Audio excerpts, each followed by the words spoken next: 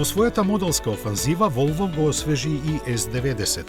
Големиот седан на кој годините на пазарот му се одбројани, сега е повпечатлив, поудобен и полуксузен.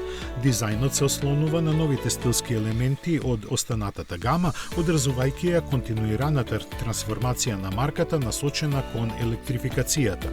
Нови се маската и предните светла, кои се потенки и со Matrix LED елементи, но го имаат задржано препознатливиот облик на чеканот на Тор.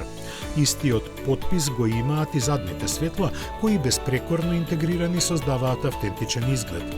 Малку изменети се и некои панели на каросеријата, звучната изолација е подобра, а новото ослонување подесиво.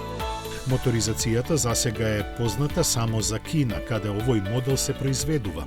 Таму ќе се продава во две хибридни изданија, од кои плагин верзијата има електрична автономија од 80 км. Освен за Америка, каде нема да се појави, не е познато кога Volvo ќе го понуди и на другите пазари. Со оглед на тоа дека европските дилери лани од него продадоа едва 1500 примероци, можно е да исчезне и од нивните ценовници.